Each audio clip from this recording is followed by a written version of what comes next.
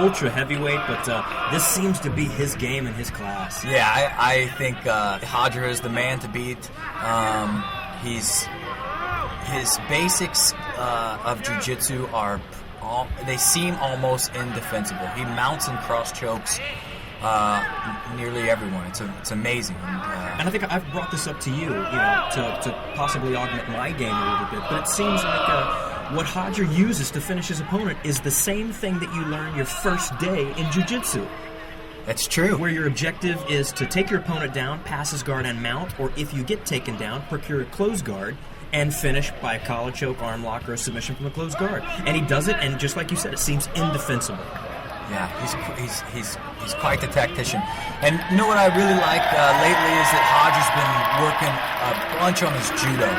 I've noticed a significant difference on his grip fighting, on his takedowns. He's studying judo now at the Budokwai in London, which put out some of the all-time judo greats. One of the guys that supposedly have the best arm lock of all time, Neil Adams. He was there. Lots of extremely talented judokas there, and this should give him a little bit better. Although, nice Osotogari attempt by Leite. Hats off to anybody that wants to do a stand-up judo game with a Pan American black belt champion in judo. So, that's a testament to Roger's dedication to the sport and the craft, because he's continually studying and making his game better. This guy's incredible. Yeah. They're really having a nice grip fighting. He's really trying to establish that power grip over the top.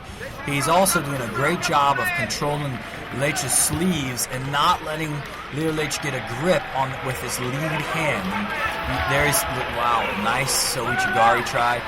There it is again, and he's really combining well. He's trying to Oichigari into almost a Haraya Goshi, which is then trying to turn into a Sotogari. But really nice grip fighting by both guys, and good skill. Now Leite beat Gabriel Vela in the semifinals by points, which is a feat unto itself. So this guy comes well prepared for this bout. Yeah, he's ready to rock and roll. And Roger beat Eduardo Telles, the Turtle Guard champion, by advantage in the semifinals. Yeah, that was a close one. That was oddly close, and I would have put Roger winning that in dominant fashion if I didn't see it myself. Yeah, they fought several times, and Roger's, dominated most of the performances, but that was a very close match. Roger's stalking Leite down. Now Leite has a good front lead control on Roger. That's a little bit dangerous. He wants to protect that front arm with the gi there. There's plenty of time left, 7.5 minutes, but Roger's down by an advantage right now. Yes, for that near takedown. Leite is looking to get that collar. Like I said, they're both doing great grip fighting skills here. Roger needs to be careful of his right arms a little bit near his waist there. I'd like to see him be a little bit better defensively with that.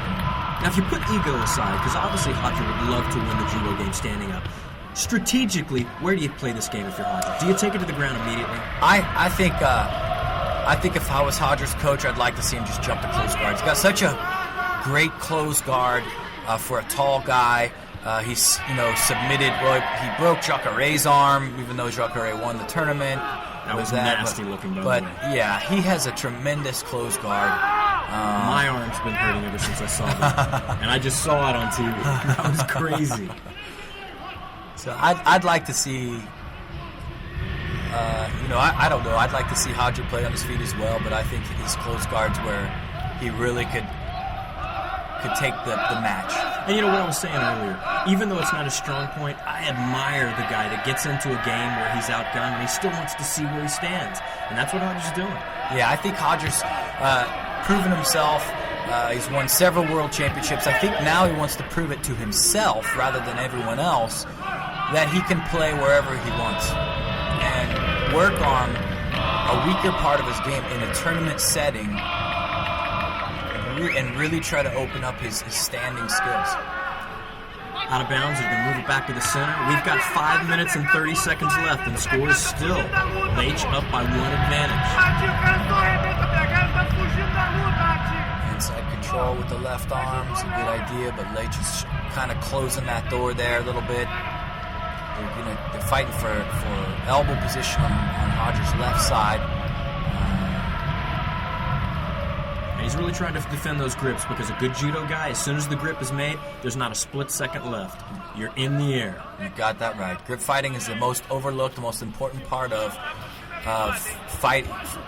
takedown fighting with the gi. And when you're trying to control your limit. It's a very important part, grip fighting. Right now we're right at the midway mark, 5 minutes left. And the score is still Leite up by 1 advantage. At this point, I gotta say, Hodger needs to take the game to where he has an advantage, which is the floor.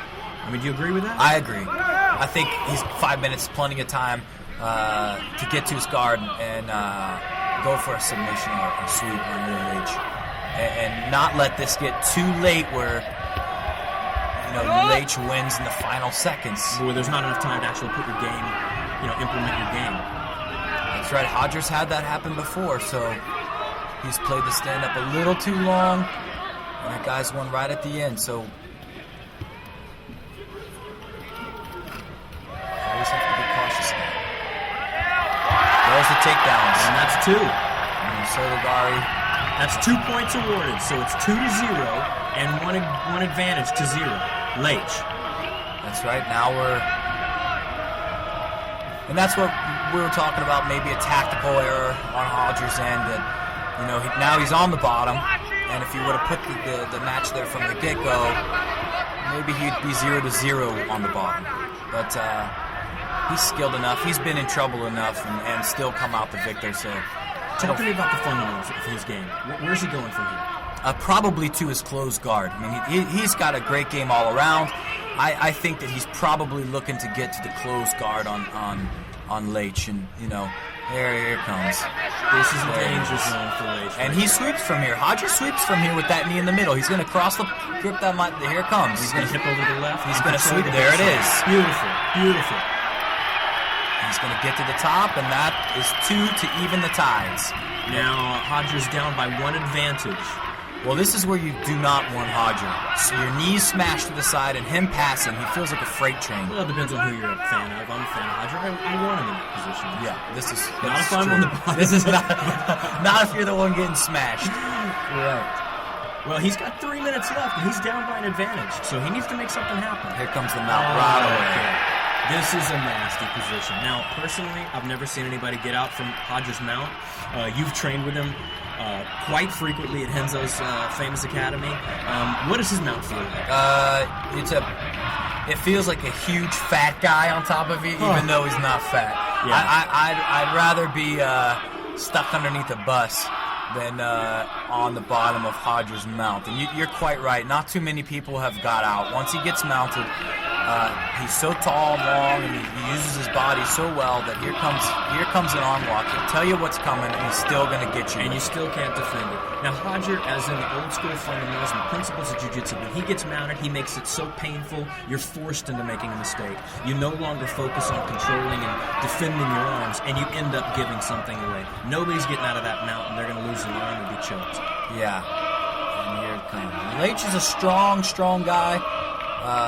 And technically strong as well. He's an avid competitor, but you see the difference. Hodger is just not moving. And here comes the cross choke. And he's insistent in these submissions. Yeah, and he will cross choke you from here.